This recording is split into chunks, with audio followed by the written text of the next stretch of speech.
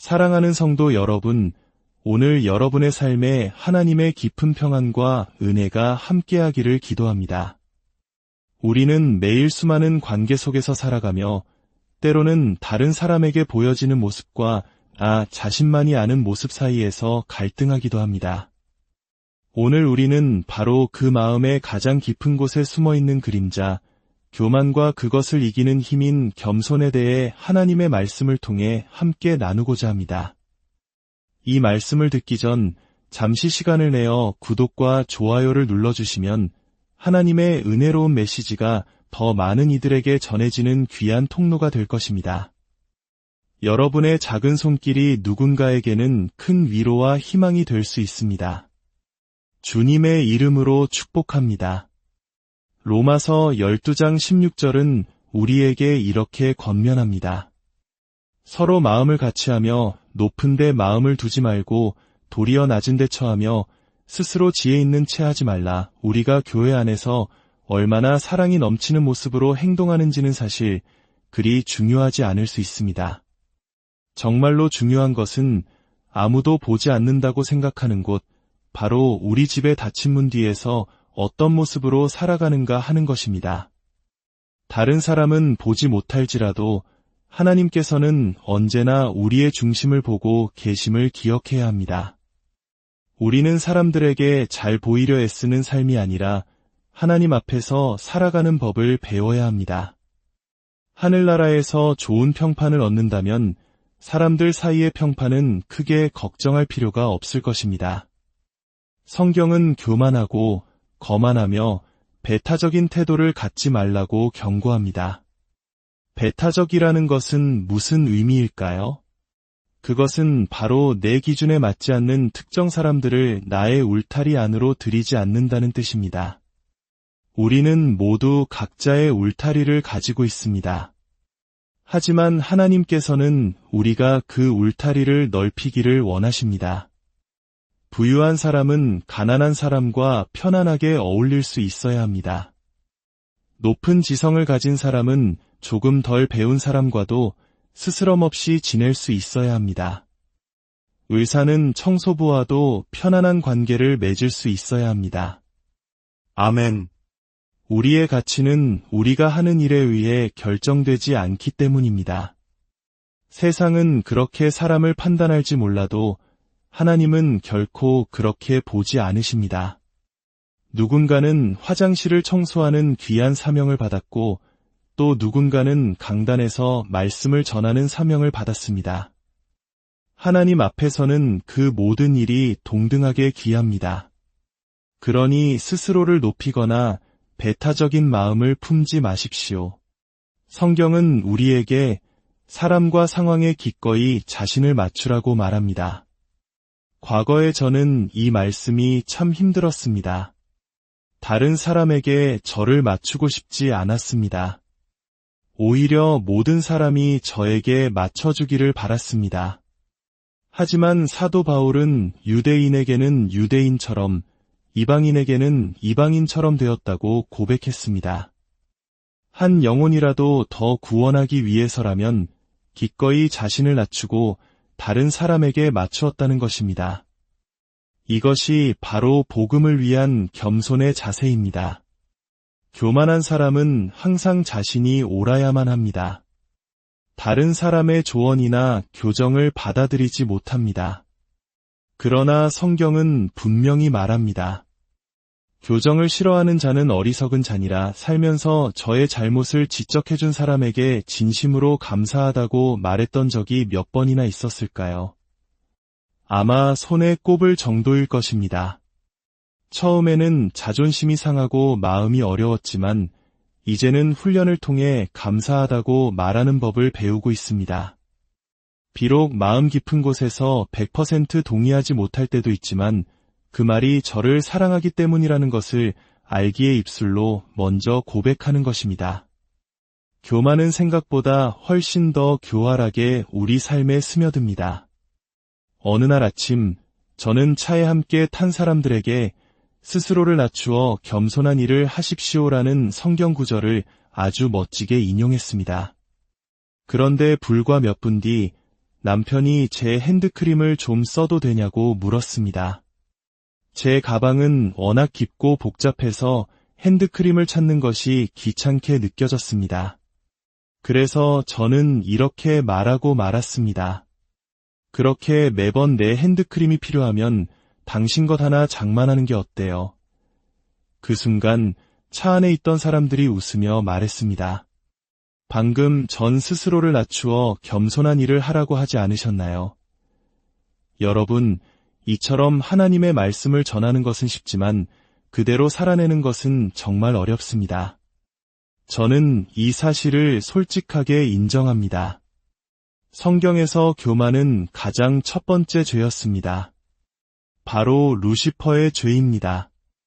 그렇기 때문에 사탄은 지금도 우리를 교만의 길로 밀어 넣으려고 애를 씁니다. 이사야서 14장은 타락한 천사 루시퍼의 이야기를 들려줍니다. 너 아침의 아들 계명성이여 어찌 그리 하늘에서 떨어졌으며 너 열국을 엎은 자여 어찌 그리 땅에 찍혔는고 한때 하늘의 천사 3분의 1을 다스리던 대천사장 가장 높은 자리에 있던 루시퍼는 어쩌다 사탄이 되어 땅으로 쫓겨나게 되었을까요? 그의 마음속 생각이 어떠했는지 성경은 이렇게 기록합니다.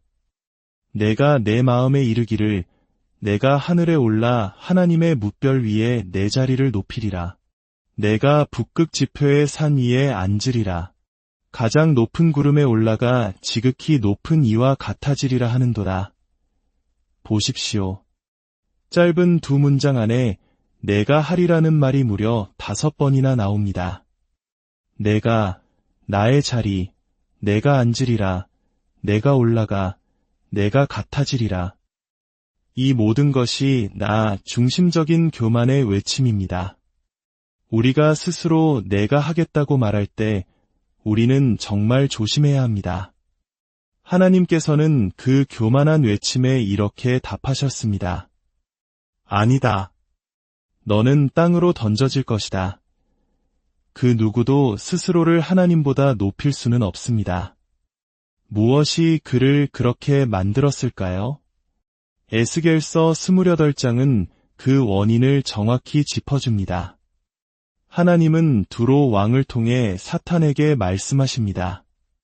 너는 완전한 도장이었고 지혜가 충족하며 온전히 아름다웠도다.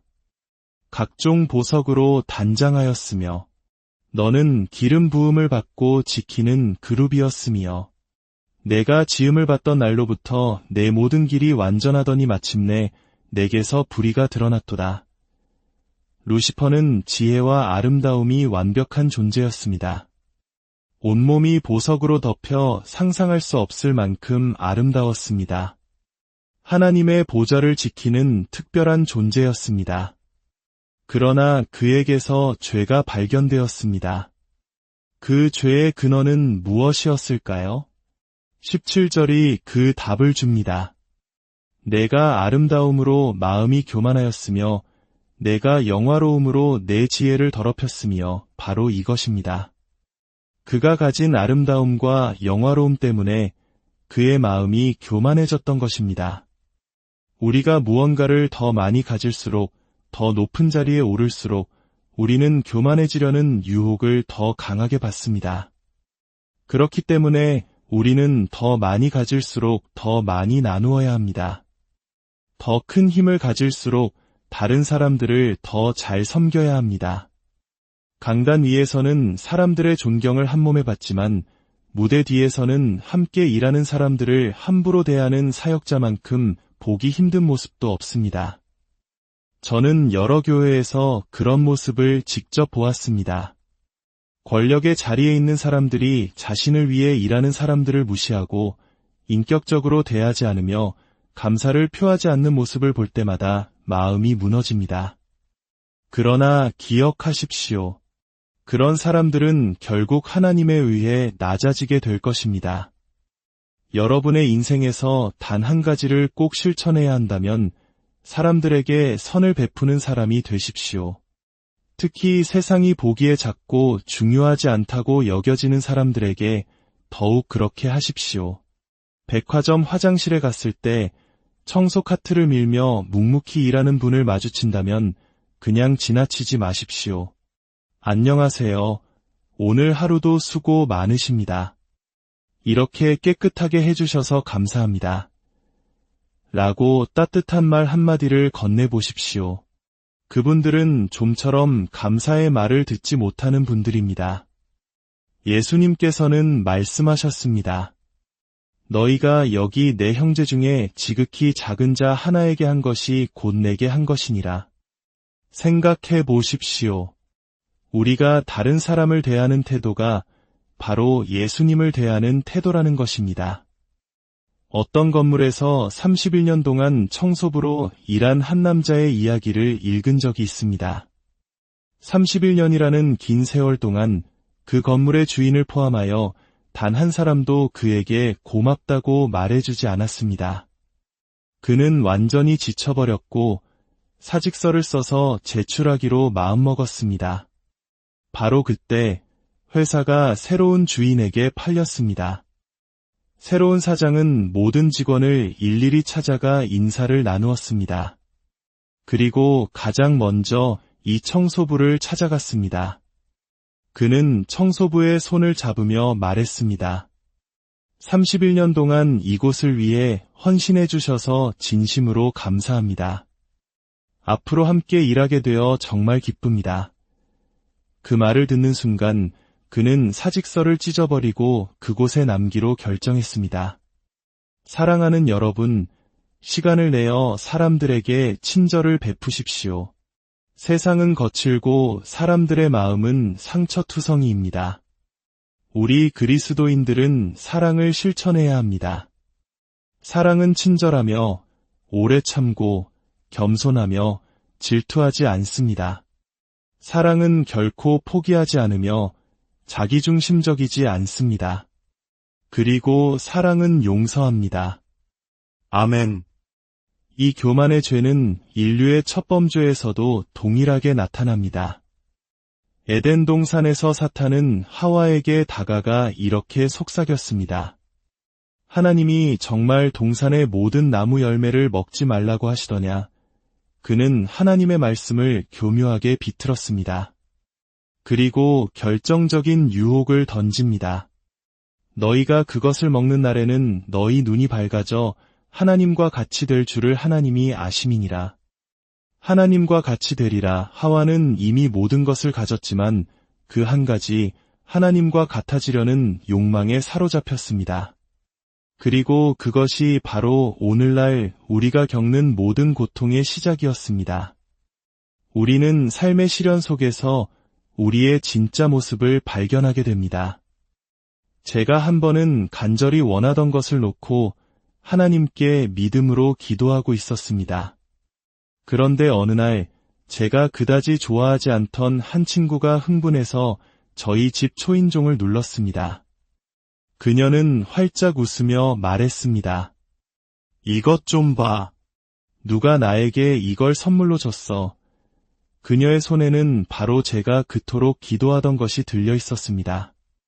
저는 속으로 생각했습니다. 내가 저 친구보다 훨씬 영적인데 천사가 주소를 잘못 찾아간 게 틀림없어. 하나님이 당신에게 저걸 주셨을 리가 없어. 입으로는 하나님을 찬양합니다.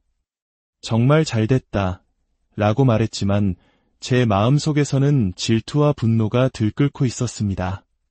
하나님, 저 사람 좀 제발 제 집에서 빨리 내보내주세요. 폭발하기 일보 직전이에요. 우리 안에는 이렇게 두 사람이 살고 있습니다.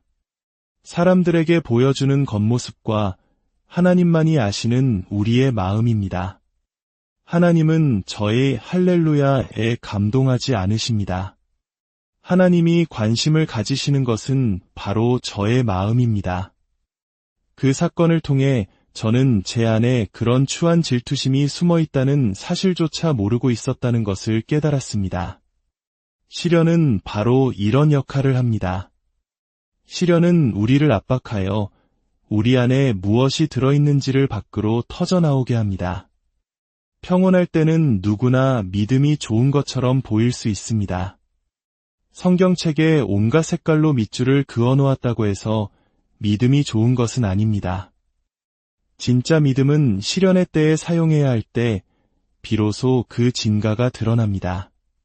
아버지 하나님, 저희가 교만의 죄에서 벗어나 당신이 원하시는 모습이 되도록 도와주시옵소서.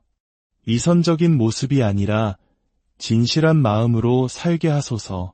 하나님께서 저희를 높여주실 때까지 스스로를 낮추게 하시고 다른 사람과 경쟁하며 그들의 자리를 탐내는 것이 아니라 하나님께서 저에게 주신 자리에 만족하고 감사하게 하소서. 다른 누군가가 되려고 애쓰는 인생이 아니라 나 자신으로서 편안하고 자유롭게 하소서. 오늘 들은 이 말씀이 저희 각자의 마음에 깊이 새겨져 저희의 삶을 변화시키고 겸손한 마음으로 주님 앞을 걷게 하는 능력이 되게 하여 주시옵소서. 우리 주 예수 그리스도의 이름으로 기도합니다. 아멘. 하나님의 말씀은 살아있고 활력이 있습니다. 성경에 기록된 모든 말씀은 생명과 능력으로 가득 차 있습니다. 우리가 시간을 내어 하나님의 말씀을 연구할 때 우리는 그분의 능력과 지혜, 그리고 진리를 우리 삶에 활성화시키는 것입니다. 여러분의 매일의 삶이 말씀의 능력으로 채워지고 더 깊은 관계로 하나님과 동행하시기를 축복합니다. 여러분의 삶에 하나님의 평강과 은혜가 늘